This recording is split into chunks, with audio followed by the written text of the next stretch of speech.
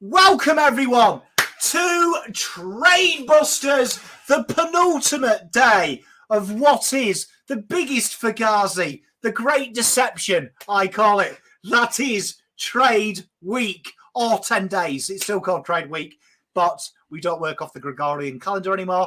I am the Pom. As always, I am joined by my esteemed colleague, the man who knows everything, Mr. Letdog. How are you? I'm very well, mate. I'm very well. The couple of deals we've been waiting for have gone down. A couple of deals that you and I and Damo have predicted have gone down.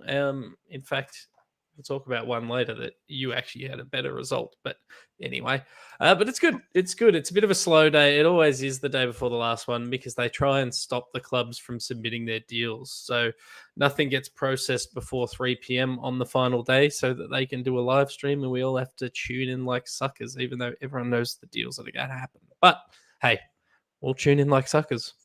Mate, you know what, as well, like, when you're old and cantankerous like me, and you realise that you're just being played like a cheap second-hand violin by the AFL, you don't really worry about it, but we have got a lot. Lou, we're going to talk about that. Do not worry, mate. I am going to give you all the 2-1-0. G'day to Shannon. How are you doing, my friend? We talked about that, I think it was yesterday. All the days have merged into one. So I was really happy with it for you guys. I think it is a really good trade. I'm a big fan of Tyler. You got a good deal. And we're going to talk about the Hawks tonight. So tonight on the schedule, I'm not old, Kate. I feel it. Hey, do you know what I mean? But tonight on the schedule, we've got Sean McAdam. We've got Paddy Dow. We've got 2024 future deals. We've got Ivan Soldo. We've got Kajitsky. And we've got what we're calling the Pommy Panty Peeler. I even got a hand signal for that. You know what I mean? For the people at home who only work with visual cues. And that's going to transcend the AFL draft and get all the deals going tomorrow. So stay tuned for that. But we do have a Crocodile Dundee. Thank you for the AFL for giving us at least something to talk about at 9 o'clock this morning. Probably on face value, a trade where I've got to say, I don't like Tom Morris. He posts it. When you see the Dow trade, just so you know, I was the first person in Australia to decrypt what Tom Morris said. And Tom Morris today actually did redeem himself because his little side swipe of banter was elite when he was talking about player comparisons. But future second went to Adelaide for a 28-year-old Sean McAdam. I think on face value, I actually think that Melbourne have bought a 1964 Ford Commodore with no engine and think it's a Bugatti. Yeah, I mean, and I'll just correct you, Pom, because you said Sean 3 times. I know we're going to get comments. It's Shane. Oh, it's Shane, sorry. I just know that the comments are on their way, so I'm just getting ahead of that. Yeah, I mean, I'm not really fussed either way with Shane McAdam. I mean, should have been on Carlton's list when we pre-listed him and then traded him out because in the good old days where the AFL didn't give you freebies and they just said go and get a state league player that already wants to sign a contract with someone else and then do a shit trade yourself. Yeah, it was the good old days before they give away 6 first-round picks each year. Look, it's a bit of a nothing pick. He's played? He didn't play that many games this year for Adelaide. He's played 50 career games and well, I don't know. Has he gone at just over a goal a game in that time? Like to me, he's just another small forward. If he's in Melbourne's best 22, he's probably an upgrade, I guess, slightly on some of the Chandlers and the guys that they've run through there at times. But yeah, I don't know. I've seen a lot of people talking up the McAdam Pickett combo. I don't know. I don't have a lot to say on it. You know what? Owen's in chat, and I don't want to diss the trade because I have a lot of respect for him and it's his club. But honestly, for me, I would have rather have got Ginny, to be fair. Now he's going from Collingwood because we did say that yesterday that Ginny's been traded. So me and Letdog need to claim that because even though Collingwood was saying he weren't, we said he would. But I just feel that it's a lot. Like, I agree with him. It's probably a replacement for Melksham. But I would say, in my opinion, I'd rather have Melksham on the list. over Yeah. over Shane. I think. Well, yeah, I think they'll. I mean, they'll have both. It's just, I don't know, I'm looking through his comparisons. Last week, I talked about Richard Little's sort of comparison tool, which pulls data based on age, games played, etc. I'm addicted. And it's sort of it's spitting out Tory Dixon, Jamie Cripps, Hayden Ballantyne, Sam Lloyd. Just say the first one again. Tory Dixon. Yeah, that's when you know you've lost the trade. Let's be honest. Lindsay Thomas, Lincoln McCarthy. I think he's going to be a fine player for Melbourne, but I don't think he's a needle mover one way or the other. And I think a future second to get him across. Was he in contract? He must have been contracted if it was a future second. It doesn't matter anymore. No, it doesn't. This trade period should tell you now contract status is. I'm questioning everything after this trade period. Do you know what I mean? I don't know. Are we in a glass ball? Is the earth flat? Are we on the top of a turtle? Is the space station real or is it the international fraud station? I don't know, dog. But Tory Dixon and Lincoln McCarthy. I mean, I'll say this, right? I think on face value, if I'm in a final, I want this guy playing, right? Which Melbourne do. I would have said, for me, though, when I'm playing a future second, I think I want a bit more bang for my buck. You know, the comparison that Tom Morris made, I thought was very good in the terms of that. If you actually compare the small forwards that have left, I think Schultz is better. I think Schultz is a lot better. And that's what I pay a future second for, where I just feel like he's had his moments, but you're playing for a big club now in Melbourne. And I just feel like, I mean, if he kicks 40 goals, it's the best second round. But I just feel I feel like his ceiling has been reached. Yeah, I think he's know what you're going to get. He's going to do some pressure acts. He's going to tackle it. He's probably going to kick a goal. And if he comes out of the year, I think you're right. I think if he kicks 40 goals, that's a win. And I think if he kicks, 1 goal a game, that's probably not enough. But again, he's going to kick you a goal. So he's better than some players running around for Melbourne at points this year. So again, not a needle mover. They probably overpaid slightly for him, but that's what you got to do this year. You know what I actually thought of this trade at first value is I felt like they should have given something back. My initial instinct, if this was a future second for a future third, I'd be like, that's probably bang on. Do you know what I mean? Probably bang on. Adelaide will probably fancy finishing in the 8. Melbourne probably back themselves to go for a flag tilt, which they keep saying they are. And I'd imagine Adelaide would be brave enough to say that they leapfrog Melbourne. I'd imagine they'd fancy themselves too. So yeah, I thought that might have been one of them deals. Yeah, that would have made sense to me. Maybe Melbourne or maybe Adelaide just dug their heels in and said, nah, future second or nothing. I'll cheer Owen up and I'll stick with George here. If we do this show next year and he's kicked 5 goals, I'll be coming for Nick Austin going, it was a future second. We were giving them away. Yeah, 100%. And talking about giving away, let's break this down. So this here, honestly, I have no idea how I managed to translate his tweet because there were so many errors in the tweet as well, because that Doggies future fourth ended up at every club but the Doggies in his tweet. But I managed to break it down, and I was pretty happy I was right. So this is what it is. Don't adjust your sets, because this is like walking through a minefield after doing a bottle of vodka. It is all over the place. But future third from Essendon, Fremantle, and Doggies as future fourth comes to Carlton. Carlton give up Dow. Pick 35 and a future fourth from Carlton goes to Essendon. Paddy Dow, pick 40 and a future third from Carlton goes to Saints. Nick Coffield, 52 and 56.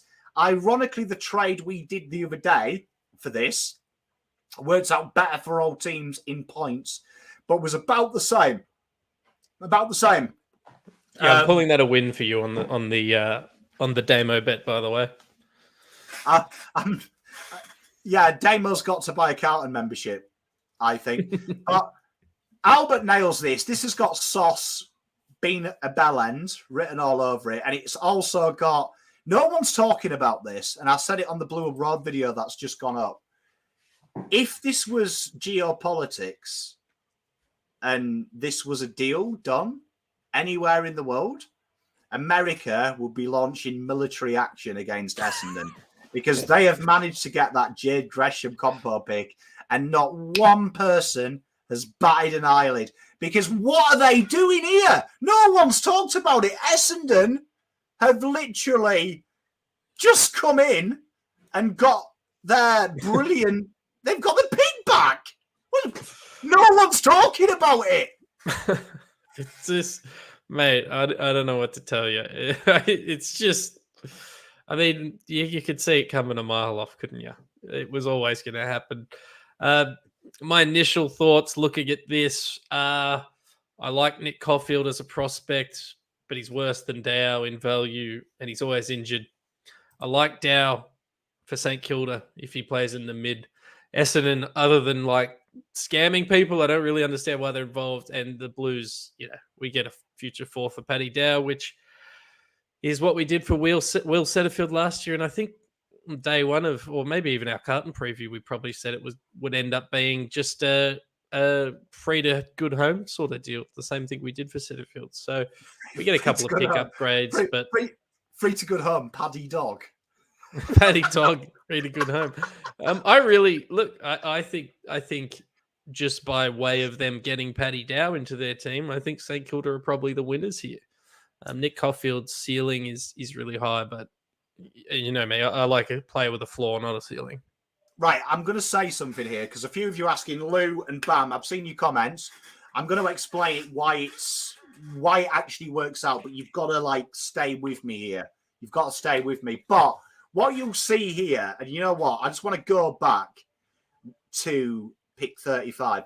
My deal was better because I'm a man of integrity. I actually gave them the Gresham pick back, right? And all the other clubs still benefited, right? But at least I didn't fugazi you by going with the next pick near it. Do you know what I mean? I will, that's why I should be a list manager, because I will rip the system off, but at least I'll let you know I'm ripping them off. I won't do this song and dance, but let's talk about it, right? So I see your comment, Luca. I'm going to cover it. What does this look like in real money, right? So what I've done here is a really good measurement, and I don't want to promote it because even though I participate in it, it's a horrible participation. I'm a bad human being. I've got two bad traits. One, I smoke, and two, I absolutely froth a gamble. But real good measurement is going through the bookies. So the bookies use a Champions Data algorithm, which gives them their predictions for the ladders next year. It's how they base their odds. They ascertain it off this. Interesting enough that same metric is used in the valuation of future picks as well. It's just rebranded and it's not a gambling tool then. So what I've done is I've taken that and then I've actually made Carlton worse on the projections and the team slightly better that we've traded with for you, right? So why I've done that is to try and give you a real worst case scenario. But effectively what this means in future picks for Carlton is they've lost 285 points, which is a pick around the 37 mark. Now, the Camporellis are better than that, right? Yep. Now, but bearing in mind, these are incomings to Carlton. So we've still got our primary picks, a future first and a future second, right? Carlton have actually got pick 25, which is bang on where they need to be, meaning next year, their picks roughly on that metric look like 14, 34, 46, 61, 65. As you can see, Carlton have got worse under my model to try and even it out. I'd expect them picks to be a little bit worse. Do you know what I mean? I'd expect Carlton to back it up minimum. But if they don't, that's where they are. So what is a really interesting thing about this is going to lead two ways. So there's two ways I expect this to go from Nick Austin, right?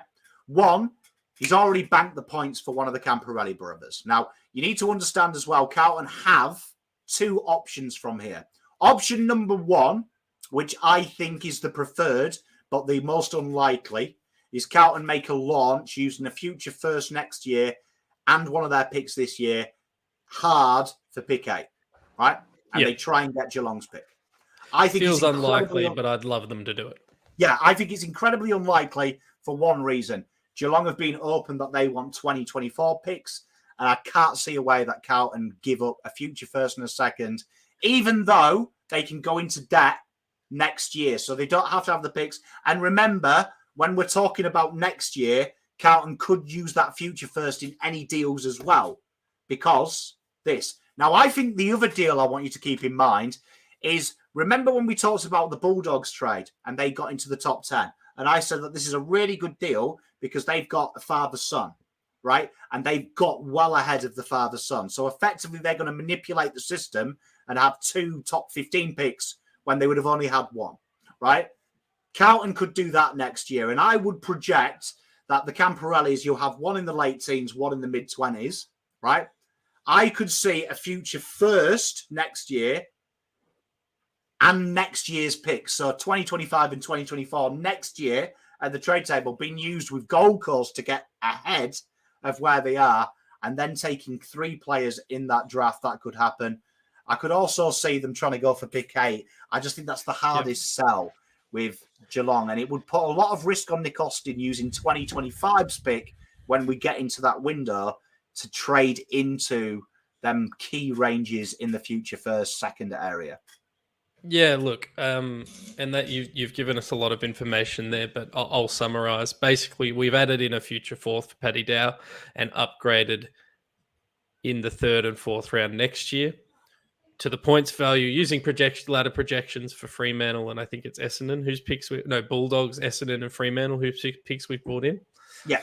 Using that model, we've jumped up an additional 300 draft points, which are only relevant because we will next year be bidding on father-sons.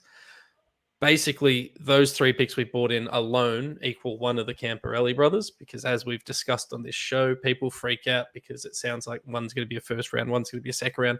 It's actually cost very little to get them into your team. So basically, we've locked in 1, which gives us options, Pom, to use next year's future first and one of this year's picks to move up in this year's draft, or what I think is more likely, use next year's first and the following year's first to jump to the top end of next year's draft, because I think that's the smart play to. I think you don't want to bring in too many players each year, and next year you could go. I don't have the names in front of me, but you could get in one of those top 5, 6, 7, 8, 9 guys and then bring in both Camporellis. So that's probably what the Blues are thinking.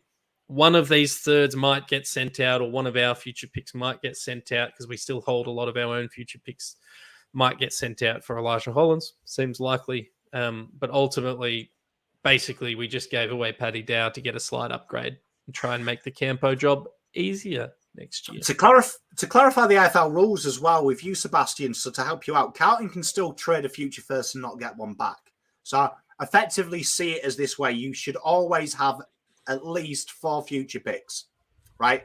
And for you to be able to trade a third, you need to have another one come back of the same value or greater. So that's an interesting caveat to the rule.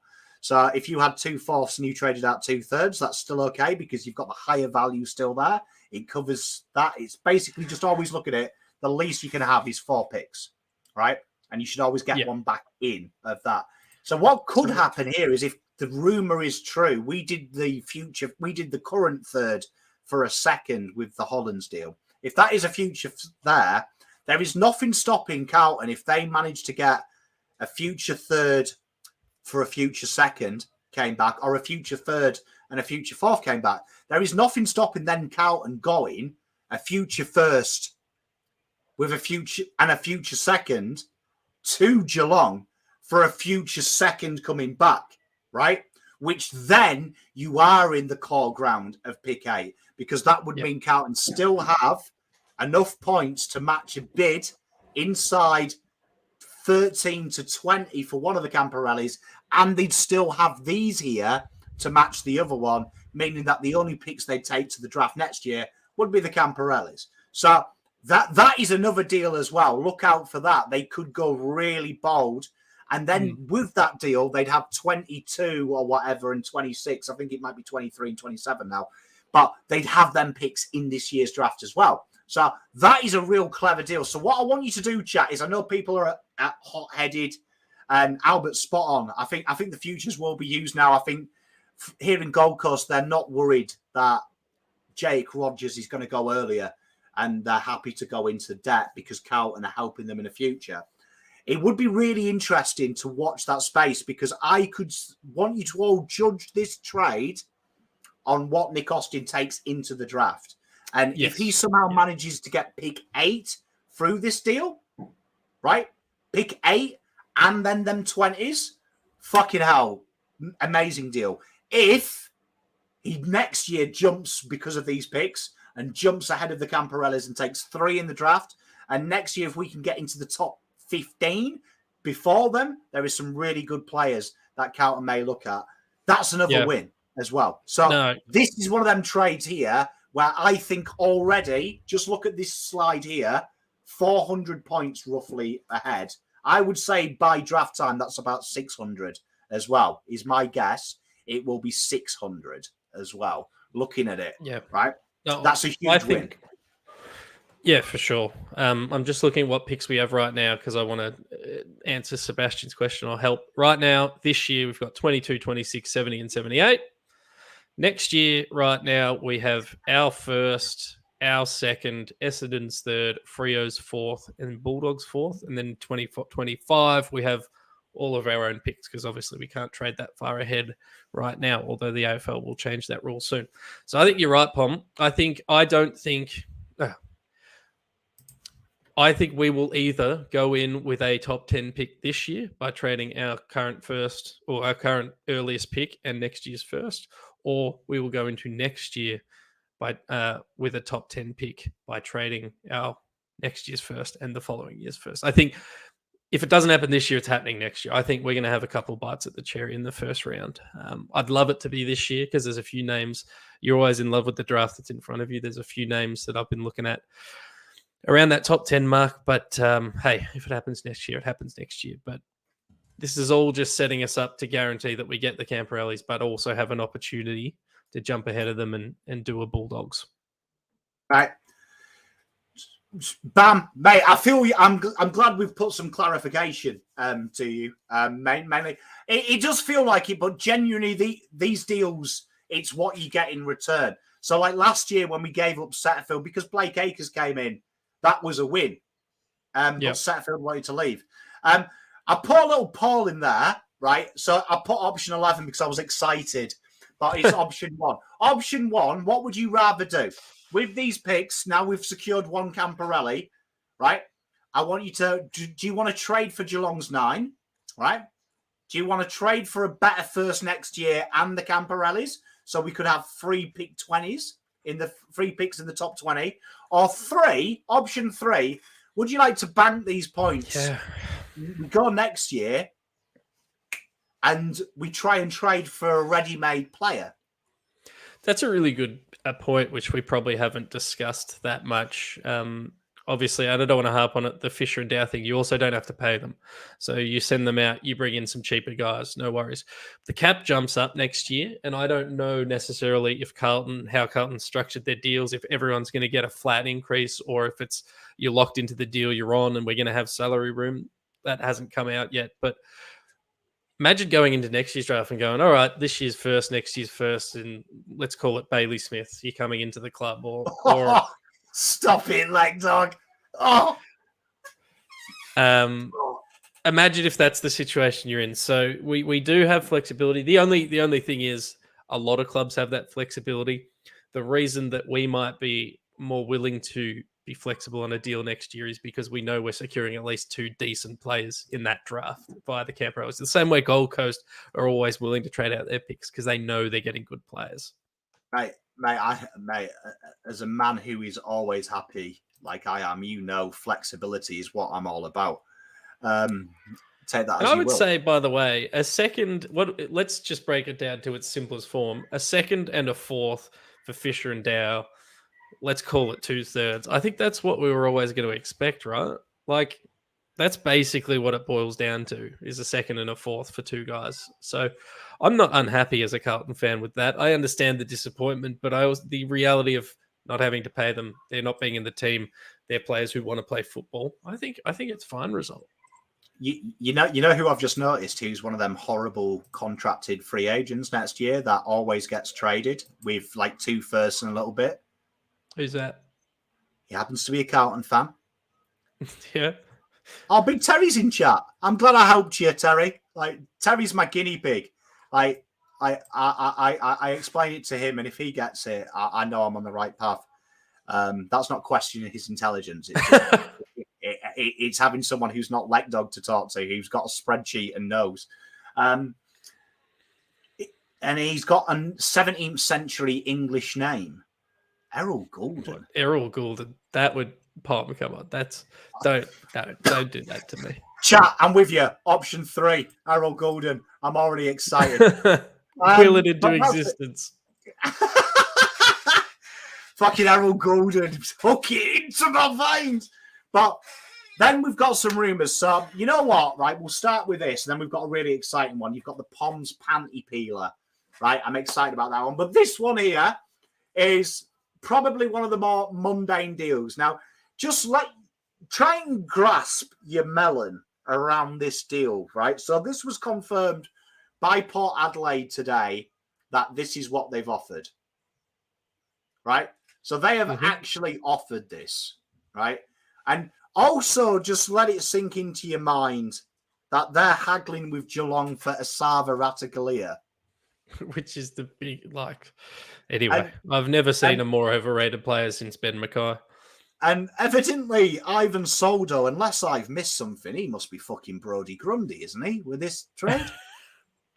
It's interesting, isn't it? Because in the games where he has been number 1 ruck, he's been really solid.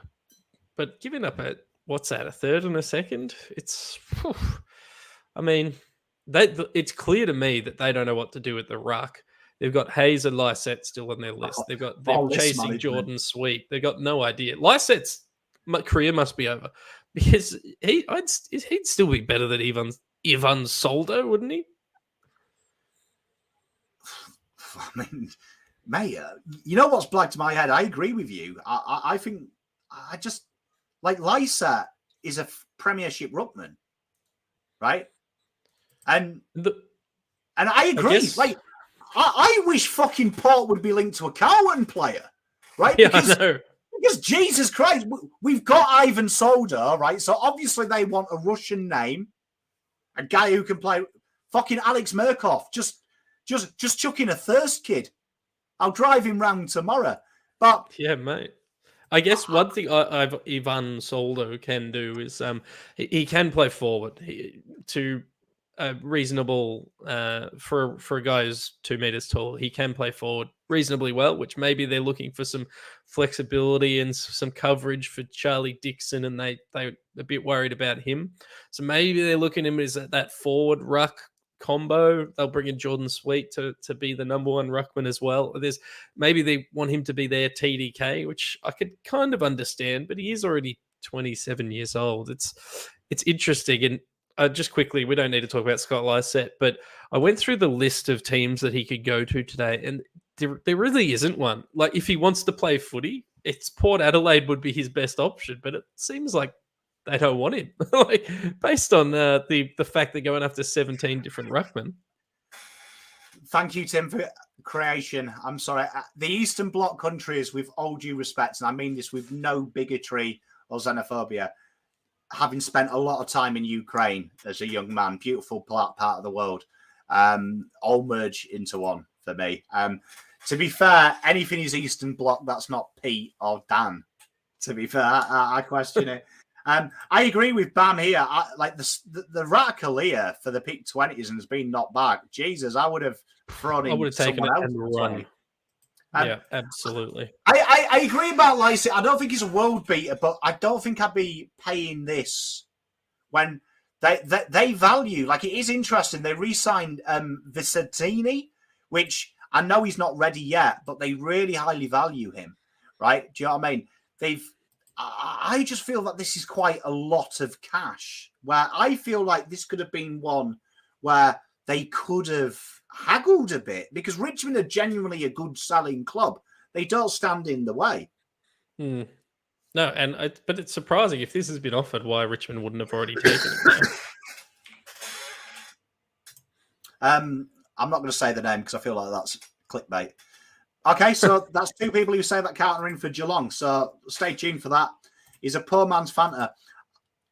Yeah, Ivan Soto. So I just think this is like for me, I would value him. I think 41's probably not enough. Future second with 41 is too much. I feel like a pick in the 30s gets this done for Richmond, especially with their list requirements and what picks they have. Like, this is going to be an interesting situation. Harry Kuehl. Yeah, Charlie Dixon, for the first 4 years of his career, we joked about on the podcast that he was being weekend at Bernie's to training and he was actually dead. So he's kind of ended his career the way he started it. Harry Kuehl, that's a great reference. Old sick note himself. Yeah, you would have actually enjoyed the start, Kai, because I alluded that this trade period is basically just the Matrix. But yeah, it will be late. And we are live. What time are we going to be live tomorrow, taking us through? What time should we start, Let Dog? 6:30, whenever I get home from work. Yeah. Yeah, let's do 6 o'clock. 6 o'clock. If Let Dog's not here, I'll be on my own, but I'll take you through anything that's over. Seems others. But here we are. This is what you're all here for. The Pommy Panty Peeler. This deal, when it goes through, right, it's going to be he's going to blow them all away. It's going to blow them all away. Here we go, right? So I'm excited about this. So this is the haggle deal, right? So this is definitely getting done, right? This is a POM guarantee, right? So the offers at the moment are a little bit stuck. I think looking at the deals that are going through now, Hawthorn are going to slightly lower their asking price, right? So they're earmarking that pick in the 20s. I reckon pick 41 and a future second appeases them, right? And big Jacob K. I like this guy as well. I really rate him, but I think this is a good deal for Hawthorn. So my Hawthorn brethren, it works out well in the end. What do you think for this? I think if I was Hawthorn, I'd take this in a second.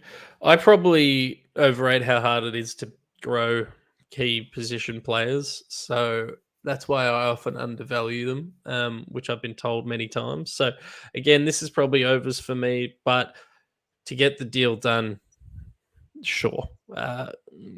Kajitsky, based on the fact that he's tall, he's going to have a very long career regardless of how he performs. So, yeah, I think this would make Hawthorn happy.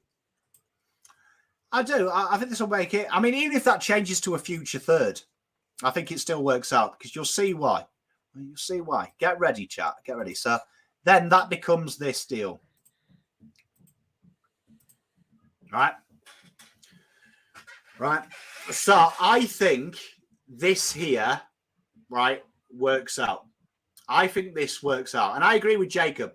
I think people underplay Kajitsky because he's young, right? Because he's young. But key forwards, find me a key forward in this draft around 15 to 20 that's going to play round one. You can't. You can't. Right? So I think that's an interesting one. But you've got Jack Ginnivan here, future third.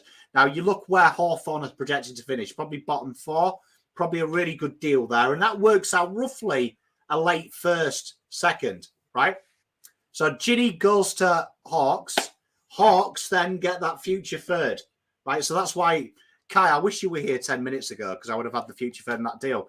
But here you are. Here you are. A little bit of a break even. I do think it's needed, George, just to even it out. Because I think a future second for Ginny is too much, in my opinion, my humble opinion. Agree. Bear in mind, small forwards, you can find 25 of them. Yeah, me too. I don't, again, I think, I mean, he might get the added bonus of coming from a good club and playing premiership, but I think a future second on its own is too much to be paying. With the third coming back, I think that's fair. Can I do a POM moment as well? And spot on, Kai, Archer Reed is the guy I was alluding to, and like he's not ready round one. He's a good talent, but not ready round one. This one here, though, I want to just have a bit of a laugh with this, right? This bollocks where people go like, Ginny's a premiership player. Like, I can't tell you how much that annoys me, right? A player happens to walk onto the pitch, right, for 25 minutes plus, and everyone's like, oh, that adds value. You know what I mean? Like, Jesus Christ. I was in a nightclub once with Rita Ora, right? Lucky you. I don't say I dated her. I would. Could do. Yeah, no, look, I'm with you. I think he's just he's a small forward that hasn't really performed, but he has upside because he's only 20. He's not even 21 yet. So you basically, I think a few seconds probably overs because I think I'd rather just take the second to the draft and find someone that can replace him. But with the third coming back, it's like, yeah, okay, I'm still filling that next year. I'm still filling that that list spot with someone who's young around the mark with some upside. So, yeah, I think this is pretty fair. Kai, according to Nathan Buckley, I agree with you. But, Jarmaine, I agree with you. But in the immortal words You've of Nathan forgotten the Buckley, one thing, Kai. He's tall, so he's going to play for 10 more years. He's got to remember, things. if he's tall, he gets to play. He can play both key position players, right? You've got to remember that. So that adds a bit of value.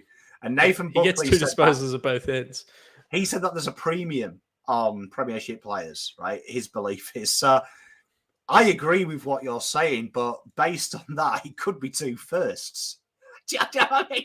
He's big, Premiership player, again, a first per touch and a granny. But no, fair play to him. I mean, he's achieved more than I would say in my life. Absolutely.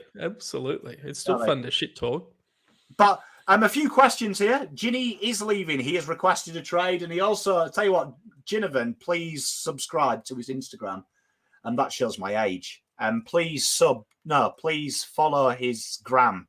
That's how young people talk, because he posts and then dirty deletes straight away, and he's done a couple of good ones today. I think I can't. Again, we spoke about this yesterday. I know people who he's had a lot to do with. He's a ripper of a bloke. He's not bad for culture, and as you always say, Pom, culture's built by the club, not one person. Yeah, so Paul, I wanted to get onto that. If your culture is bad enough that one player coming into it ruins it, you haven't got a good culture. It's a Fugazi. The culture helps people. People. So for me, if Carlton have spent all this manpower on making a resource, or Hawthorn have fantastic culture at Hawthorn at the moment under Titch, if you don't listen to Tom Mitchell, this is one of them deals here where I feel like you're backing your system in. And I mean, I don't want to downplay what he did, right? Because I can't comment on the rumours that are circulating on the internet. I don't know if that's true.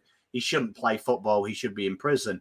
But if we know what facts are, he did drugs. I don't want to downplay drugs, but he probably did what hundreds and thousands of teenagers and kids his age are doing. He just has 8 times the money. 8 times the money. And he took his pay. And you know what? I'm going to stick up for Ginny here. The best apology ever, right?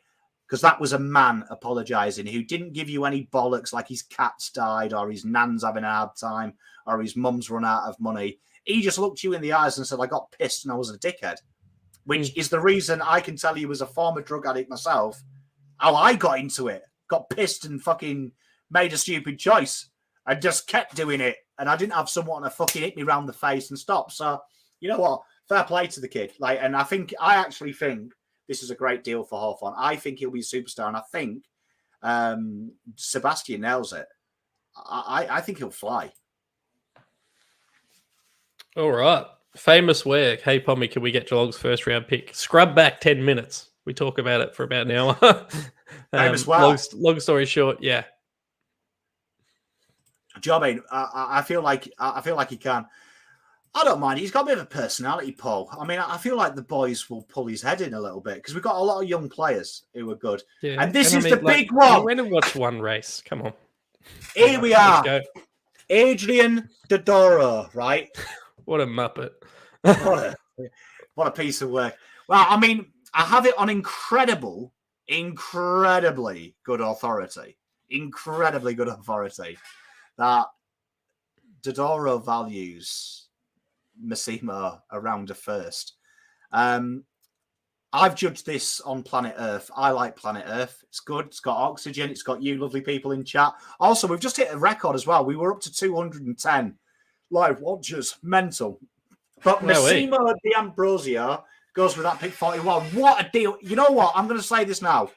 I actually reckon this is trade of the year because I love Massimo. Yeah, I think he's certainly solid. He's kind of like that Zach Fisher-esque type player in that if you give him the opportunity in the correct role, he's going to really contribute to your lineup. It is someone that you can replicate generally through either older players or occasionally you can find them you can find this type of player in the draft, but you can't find the guys who come in and contribute straight away necessarily in the draft. So I think he's going to be a ripper pickup for Hawthorn, who I think have decent sort of pace and stuff coming out of the back line, but he's going to be in there over a Jarman Impey. Imagine him running next to Giath. It's going to be good. Mate, I actually remember going to see him. I think it was I think he used to play for Pond Cook Football Club, but he played one of my mates' sides. I went to go and see him, and kid was, I mean, obviously this is going back like 3 years now, a couple of years. I was really impressed with him. I actually think Hawthorn did the best thing today, right? And they alluded to the preseason draft.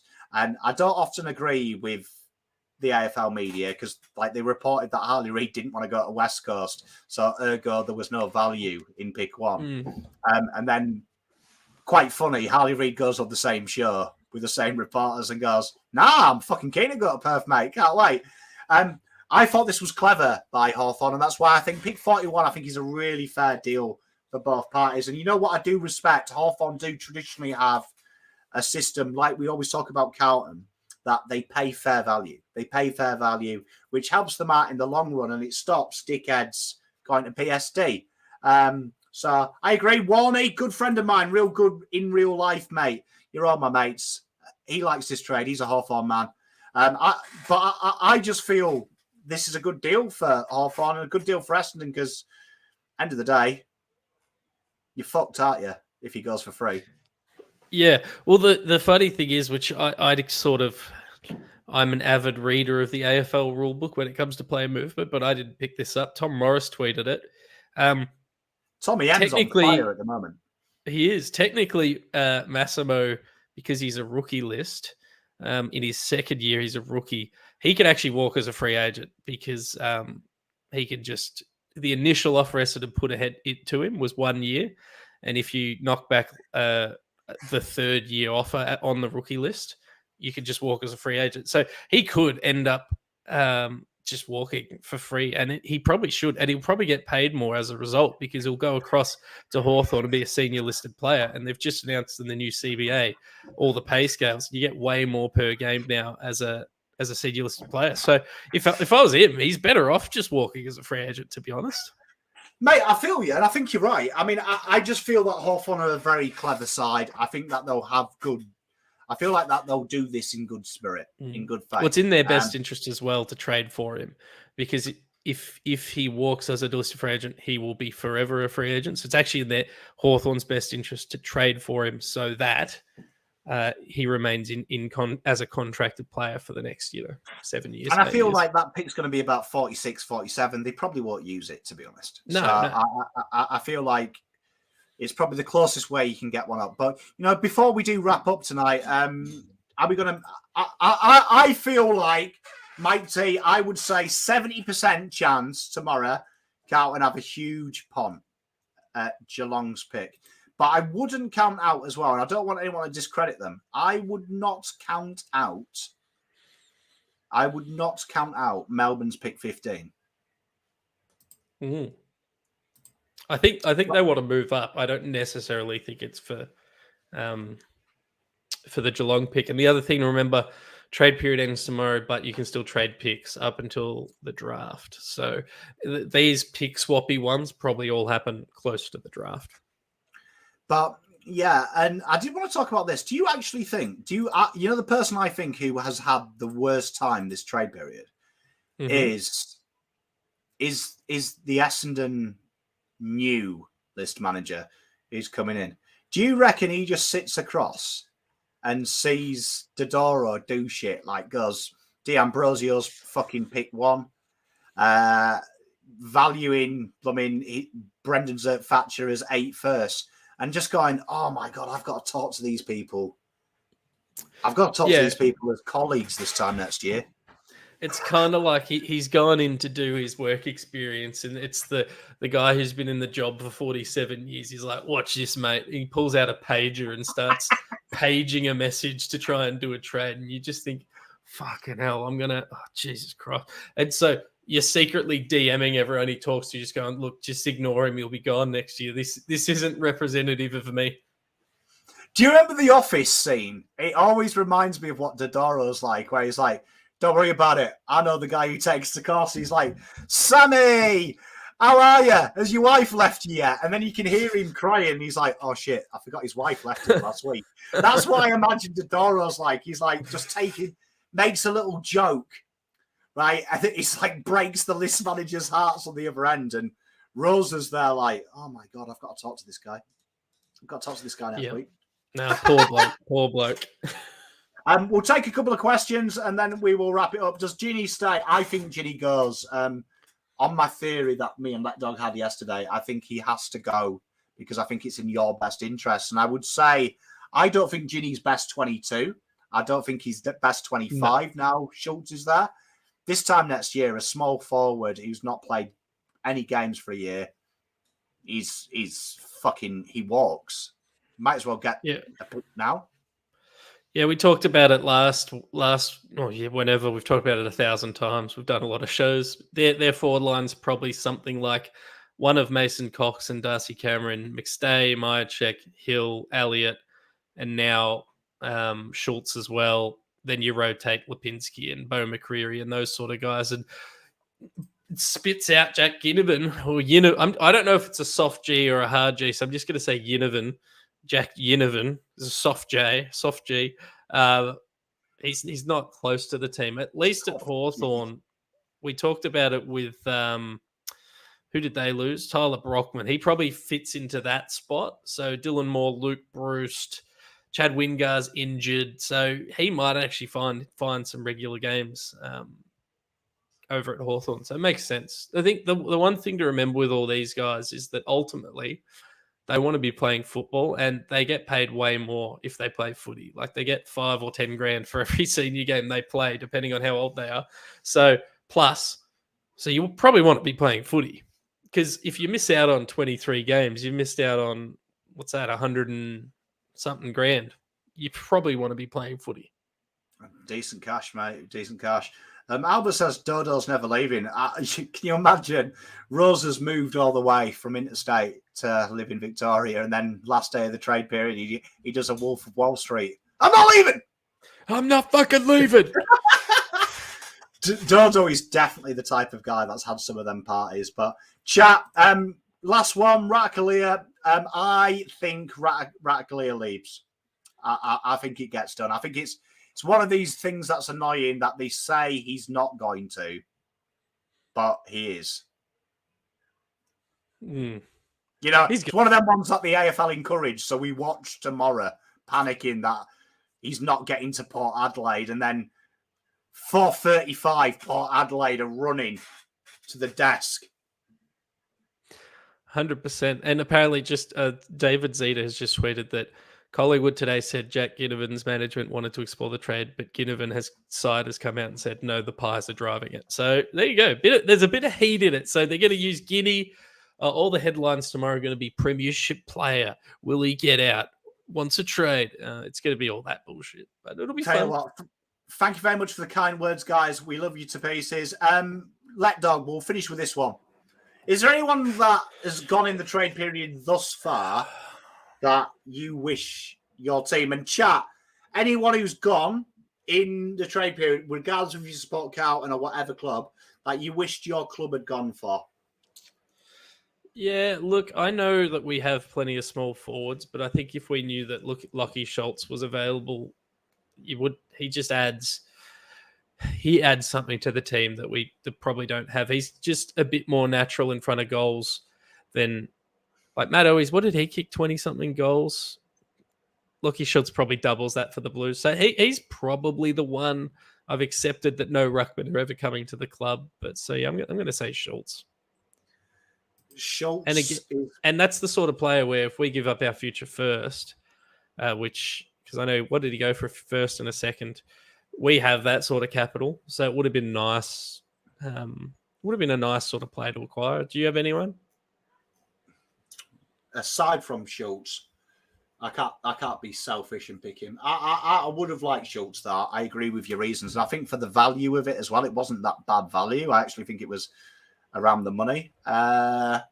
Brody Grundy, I still think would be very nice in a Carlton Guernsey. Yeah, Goldstein would be all right. I think Goldstein looks like he'd rip anything. I'm trying to think of anyone. It's tough. I wouldn't mind. I mean, this is weird because I think we've got depth for it, but now we've lost Fisher, who I don't even think is a halfback flank. I think literally that's Carlton saying you're not good enough to be a midfielder, and we've tried him everywhere.